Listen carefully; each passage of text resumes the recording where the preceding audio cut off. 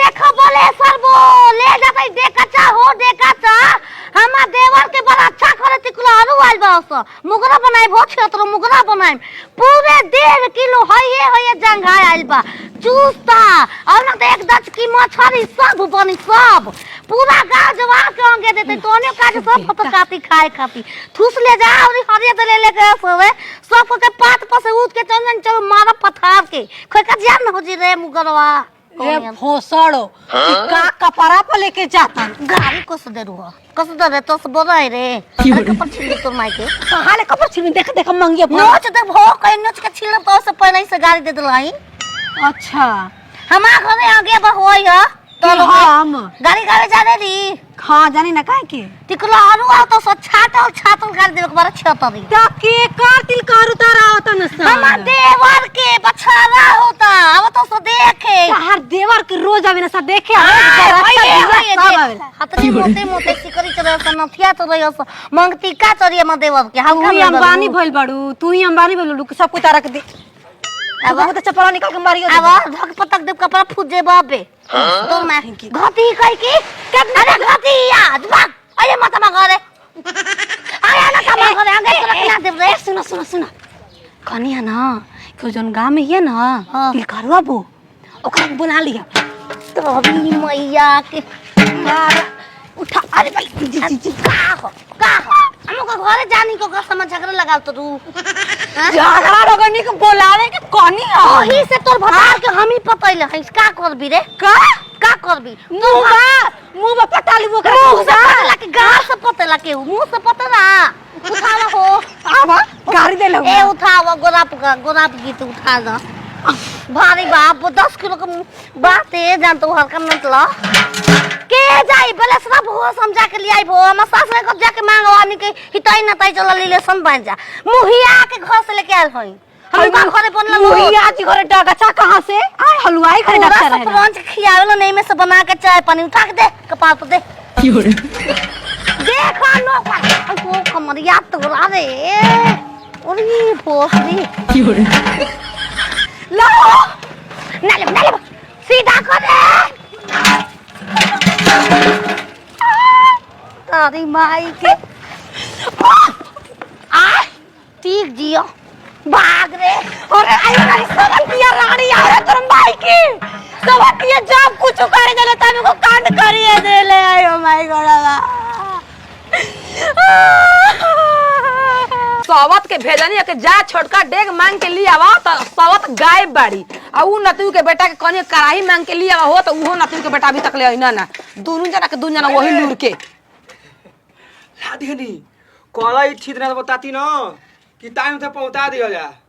काहे ना कले हो कि पकौड़िए छाने के बाटे भोज भात बा तबे मंगाता खाना दे उनका कहलिया अरे वो लइतिया के आजकल में तिल तो आलू वाला तही से कहले है तू तो ऊपर भइल एगो निकको पगलो बाड़ी हैसन डेग मांग के लिया देनी घरे लेकिन अभी तक उनका पता था ना कि कहां डूबल अभी नहीं थी एलभोती ना केने बानू हो लठरानो तान माई के घाती लिया देनी हो दैया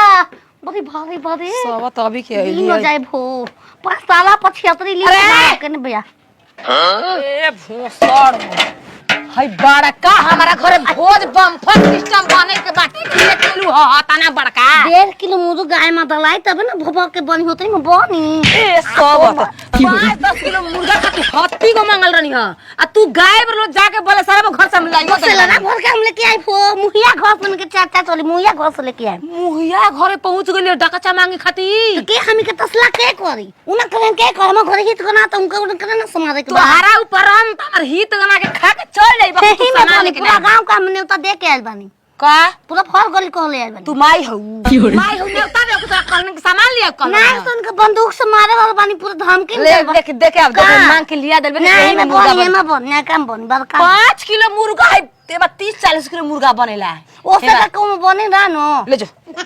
ले कपर पे ले कपाल पोले ना ले पे में बना घोसड़ो 5 किलो का उठाइला पर ना लेके आइलो है बड़का उठा के लेके आइल बोलू पता ना भोसड़ी कहां से ले आइल बे कहते कि मुखिया घर से आइल बन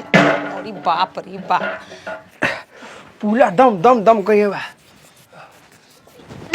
दम कइले बा छिनो खरिया तू तने फेल अपनी घस गोल लागो खाली हम हाकरास तोरे बोका हवो देता भौजी तू बड़े ते जागल बनी दिन भर में 5 थाली नहा ले हनी जब तो ले दिल अबे खिसिया में चल दे अपना ना यार मैं कह से पूरा भागल है कथी बिया हो ओइ त कुल मत का बोले कोने भौजी काजल जो लगा ले पीछे देख नथिया हम अपन तो के निकाल के दे नथिया पहनी है मंतिका पहनी है हाल पहनी न्यूनतम सुगो लगबी हम लइती बनब ए भौजी के बात न हमला उमल के थब लइगन के थादी हो गेल ओनी के बाप बन गेल त हमको हे बाप बनब हो दादी अब की परी तो दिया ए बाप बने के बाद खेला बेला कर के मनी के तो दिया के तब न बाप रे बाप तारीख क्या बा घर में हो क्या बा ए ला झारो के बन रे का दे अच्छा तू ही हऊ अबे नहीं के बनो खाए हो बे मुर्गा बहुत जाता छुकावता मुर्गा जो छौके के बात होता का डाका डाल के देख ओ ई मैया रे ये ना ए मन नहीं के बनो कर घटिया तोरा के तरकियो समझ में ना आइले रे कि मुखिया जी के द्वार पर जाके देख चोरा के के बन बाबा मुखिया जी के धरल झाप आइल होय जगह खा रे हां मनी भाई मनी हां मनी मुनी मने का होता रे मुखिया जी के जितना होला ना लिखा सास मई तोहरे से पढ़ल वाली कोले रही कि चुस्ता हम खियाए मुहेवा के लखलका वाला के बड़ा ही खतरनाक भी हट चला फसाइलो का ये ओए चलत का बा मुखिया जी देखो क्विंटल मुर्गा आके रे खाइल बा 16 गोटे के तू लेके फरार काहे भइलु हो हमार घर मुगरा केउने में बनी हमरे डेगवा से तार मुर्गा बनी ना त माई के लोटवा में बनी मुगरा तभी सबल मर्यादा में चुप चुप बड़ा मुखिया जी रोक रह गया दिल से का अंगिया देबे को लियो जानत नहीं को बड़ लइका के तिलका ह हां जान 6 क्विंटल मुर्गा आइल बा 16 गोटे गइल बे गोटे को चोरा के लेके भागा ले लियो ई आपे के घर के सच्ची में चोरा के लेके वाला कॉलेज से लेकिन हम बात कर रहे हैं मुखिया जी टेम्पर हिया करे ई टेम्पर हिया 5000 के साड़ी पहनो हम बबुआ के बड़ा अच्छा बदेउला के आई हो बता के नाक पहनम न कहां बन रे आई यार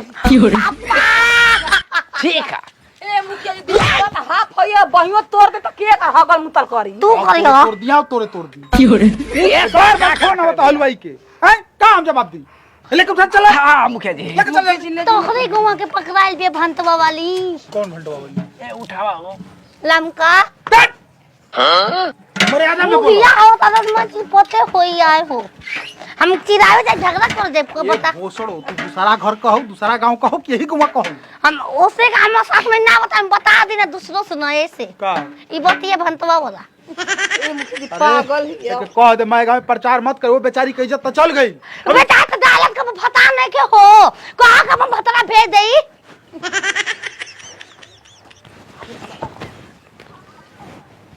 तुम्हारे बता मोय दाव के काम चला चल का बता तू हमरा के